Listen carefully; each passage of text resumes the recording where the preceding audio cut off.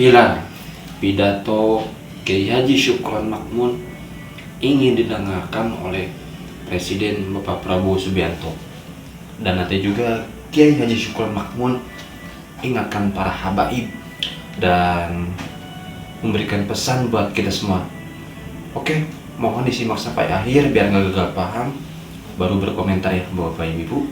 Kita ke videonya setelah yang satu ini.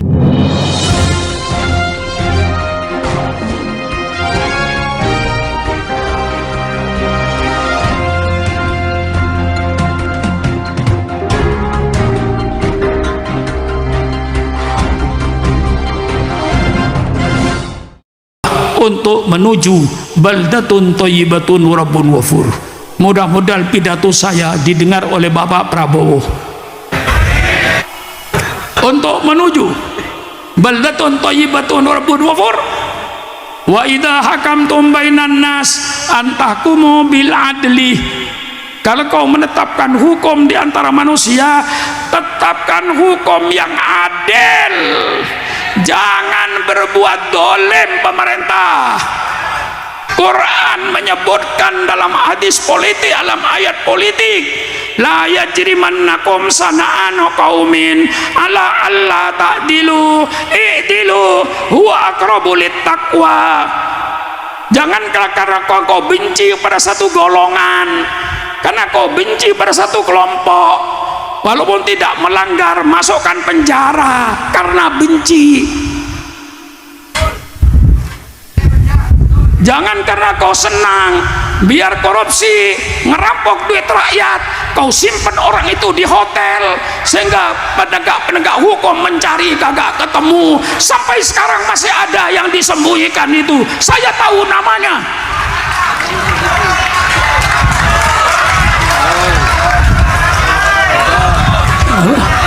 Nah, iya.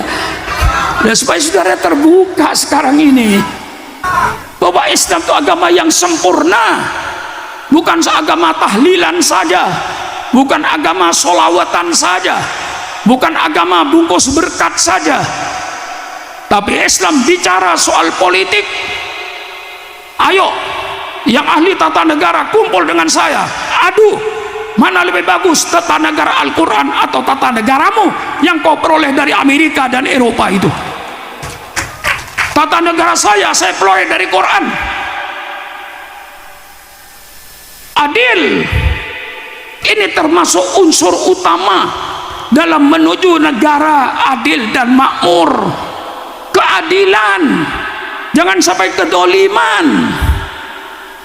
Subhanallah. Yang meletakkan manusia depan hukum bukan profesor-profesor dari Amerika. Yang meletakkan manusia depan hukum bukan profesor-profesor dari Eropa, tapi yang meletakkan manusia depan hukum junjungan kita Nabi besar Muhammad sallallahu alaihi wasallam. Kata Rasulullah, orang yang paling pelit itu kalau disebut nama saya nggak baca sholawat, termasuk saudara pelit-pelit semua ini, bakhil, kikir. Sebut nama Rasul langsung, Allahumma sholli wa sallim alaih. Ya, tapi barangkali dalam hatinya saya husnudon aja lah. Sabdanya Rasulullah ini, apa sabda Rasulullah? Ya Usama, qad halaka man kana qablakum. Telah hancur bangsa-bangsa sebelum kamu, sudah hancur negara-negara sebelum kamu. Mengapa negara itu hancur? Ida sarakofim as-sarifu tarakuhu. Kalau yang nyolong orang gede, orang yang nyolong orang besar, dia biarkan, bahkan dilindungi. Ini hancurnya suatu negara. Wa ida sarakofihim ad-dha'ifu. Tapi kalau yang nyolong orang kecil, maling ayam, semuanya teriak, tegakkan hukum, tegakkan hukum, tegakkan hukum untuk maling ayam. Ini hancurnya negara. Kalau ada Habib salah, kita tegur. Habib itu tidak maksum. Yang maksum itu Rasulullah. Itu supaya orang awam tahu Habib itu tidak maksum. Kalau ada Habib misalnya tidak sesuai dengan ajaran Islam, Saudara jangan selamatkan Habib ini, jangan dibiarkan, tegurlah. Dan ini soal habaib ini, jangan karena satu oknum lalu pukul rata. Para habaib itu yang aulia itu banyak. Habib Soleh Tanggul, Habib Abdurrahman Kuitang, banyak yang saya kenal dari para aulia ini. Adapun ada oknum Habib yang satu misalnya kelihatan umpamanya minuman keras, ya dia cuma satu oknum aja, mungkin dia belum sadar, belum ngaji, nanti pada satu saat dia kembali kepada ajaran Islam yang benar. Jangan karena satu orang yang meletakkan manusia depan hukum itu sama junjungan kita Nabi besar Muhammad sallallahu alaihi wasallam. Lau anna Fatimah binta Muhammadin sarakat laqatatu yadaha. Kalau seandainya Fatimah anak kandung saya nyolong, saya potong tangannya. Subhanallah, subhanallah. Inilah dalam satu negara, siapapun yang bersalah berlaku hukum yang berlaku. Kalau di Indonesia Habib bersalah, berlakulah hukum yang berlaku. Syukuran Makmun bersalah, berlakulah hukum yang berlaku. Semua orang depan hukum itu sama. Ini Islam yang meletakkan untuk pilar menuju baldatun thayyibatun wa rabbun ghafur. Wa amaru bil ma'ruf wa nahau 'anil munkar. Menyuruh kepada kebaikan, mencegah kemungkaran.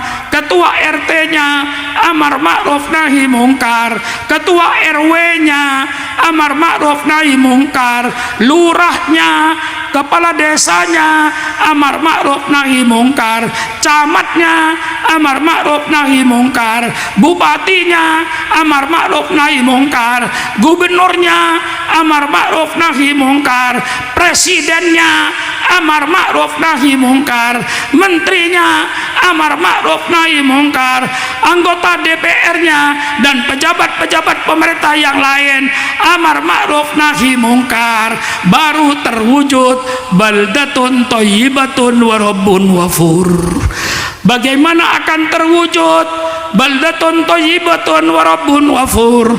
Kalau di antara pejabat pemerintahnya ada yang jual narkoba, bagaimana akan terjadi baldatun thayyibatun wa rabbun ghafur?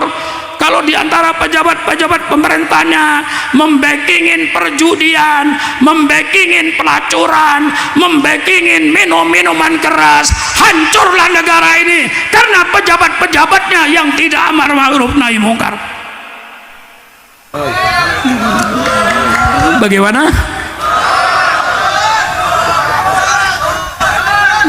Mudah-mudahan pidato saya didengar oleh Bapak Prabowo untuk menuju Indonesia baldatun thayyibatun wa rabbun ghafur. Pemerintahan di tangan rakyat, wa amruhum syura bainahum. Karena yang namanya presiden, yang namanya sultan, yang namanya khalifah, yang namanya raja, semua itu sama, pemimpin negara. Raja itu pemimpin negara, khalifah itu pemimpin negara, sultan itu pemimpin negara, presiden pemimpin negara. Persilakan mau bentuk apapun saja negaranya. Yang penting dalam bernegara ini menurut Imam Ghazali, pemerintah itu dua fungsinya, hifduddin wa hifdus siyasatid dunya. Bernegara itu kata Imam Ghazali, pertama kewajiban negara dan pemerintah menjaga agama. Jadi pemerintah itu wajib menjaga agama. Alhamdulillah di Indonesia kita punya negara Pancasila, ketuhanan yang Maha Esa. Disinilah pemerintah Republik Indonesia wajib menjaga agama yang ada ini. Jangan agama dipecah belah, jangan agama dilemahkan, tapi agama semua diperkuat untuk menjaga etika moral daripada bangsa ini. Kalau sudah tidak beragama, moral akan jadi rusak. Maka kewajiban pemerintah menjaga agama. Alhamdulillah kita berada negara Republik Indonesia yang berdasarkan Pancasila, ketuhanan yang Maha Esa. Ini. Yang kedua, siasatu dunia.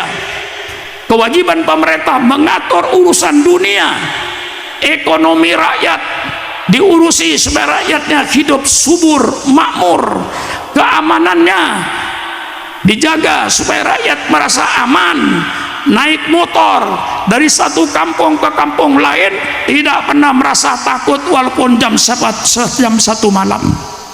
Mengapa tidak takut naik sepeda motor dari desa ke desa di pegunungan? Karena aman. Ini kewajiban pemerintah, memberikan perasaan aman kepada rakyatnya. Kalau rakyatnya merasa tidak aman, berarti pemerintah gagal dalam bidang keamanan, kesejahteraan rakyat, keadilan. Itu yang harus dikerjakan oleh pemerintah. Bagaimana rakyatnya supaya makmur, rakyatnya cukup pangan, sandang, papan, rakyatnya hidup aman, tenang. Itu kewajiban pemerintah. Dua hal, hifduddin wa hifdu siyasatid dunya. Tolong carikan tata negara di dunia yang sifat-sifat pemimpinnya lebih bagus dari Islam. Tolong carikan. Cari pemimpin yang sidik, pemimpin yang jujur. Jangan mencari pemimpin yang pandai merekayasa pencitraan. Pemimpin yang merekayasa pencitraan itu pemimpin munafik. Pencitraan tidak usah direkayasa. Pencitraan akan datang dengan sendirinya, tergantung pada perbuatan pemimpin itu. Ulama-ulama tidak pernah merekayasa, tapi alhamdulillah para ulama, karena tidak pencitraan tidak perlu direkayasa, dengan amalnya, dengan akhlaknya. Jangan berpura-pura sederhana, tapi setelah jadi pemimpin mewahnya bukan main. Cari pemimpin yang sidik, yang jujur. Kalau tidak boleh mencari pemimpin yang jujur, pilihlah pemimpin pembohong yang suka membohongin rakyat. Pilih pemimpin yang amanah, yang terpercaya. Semua kekayaan alam yang ada di Indonesia ini dikelola oleh pemerintah untuk kepentingan rakyatnya. Jangan sampai kekayaan bumi Indonesia ini dinikmati oleh bangsa asing, kita rakyatnya sengsara. Itu namanya pemimpin yang tidak amanah. Cari pemimpin yang amanah, yang tidak berkhianat kepada rakyatnya. Ini politik Islam, politik yang sangat terhormat dan sangat baik. Dan saya yakin tidak ada politik yang lebih indah daripada politik Islam ini. Cari pemimpin yang sidik, yang jujur. Cari pemimpin yang amanah, yang terpercaya, tidak berkhianat kepada rakyatnya. Bung Karno pernah pidato begini. Ya, saya dulu senang kepada Bung Karno, senang pidatonya. Walaupun saya bukan pengikutnya waktu itu, saya bukan partai PNI, tapi saya kalau Bung Karno pidato itu saya dengarkan. Di antara pidato Bung Karno begini, kalau kekayaan alam ini kita tidak bisa mengelola sendiri, biarkan kekayaan alam itu sebagai celengan, simpenan. Nanti anak cucu kita yang mengelola kekayaan alam ini. Lalu kata Bung Karno, kekayaan alam jangan diserahkan kepada investor asing.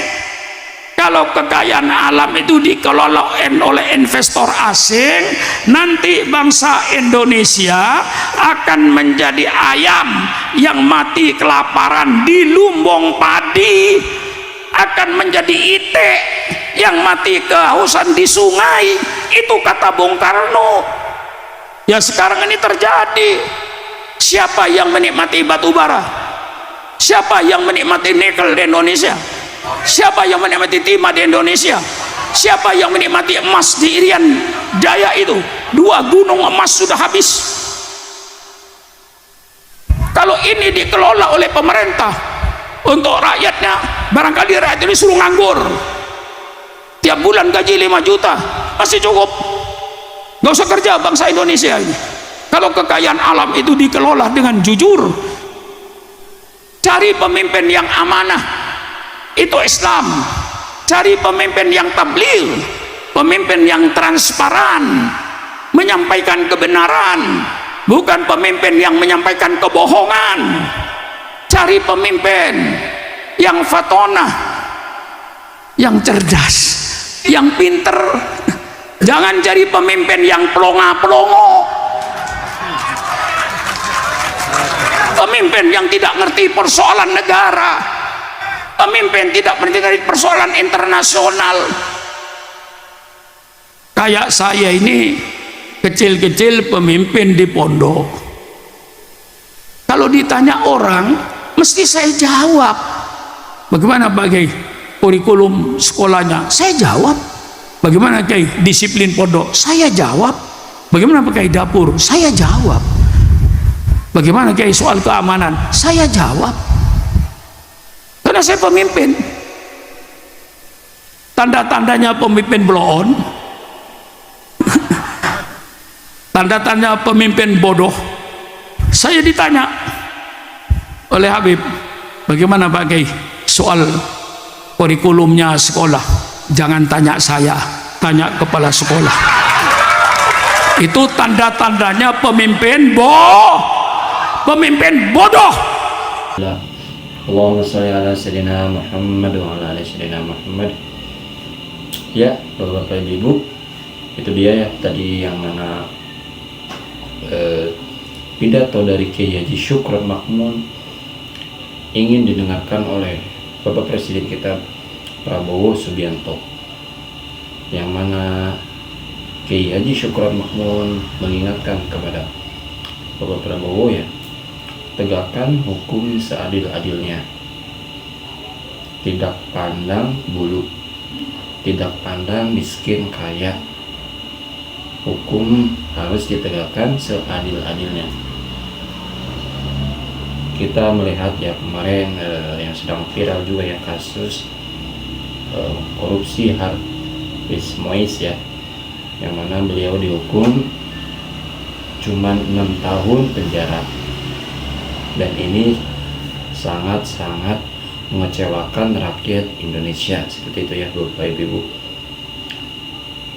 Hampir sama dengan yang orang mencuri sandal, mencuri benda yang tak nilainya ya gak seberapa gitu, tapi hukumannya hampir sama dengan orang yang korupsi beberapa triliun itu ya Bapak Ibu. Itu pesan Kiai Haji Syukron Makmun untuk Bapak Prabowo. Dan tadi juga Kiai Haji Syukron Makmun mengingatkan ya, Habib nggak semuanya salah, Habib nggak semuanya menyebar ajaran yang salah. Itu hanya oknum-oknum. Itu menurut Kiai Haji Syukron Makmun. Oke, itu dia video kali ini ya Bapak Ibu. Silakan berkomentar ketika sudah menonton ya, sampai akhir kalau bisa. Terima kasih, sampai berjumpa di next video. Assalamualaikum warahmatullahi wabarakatuh.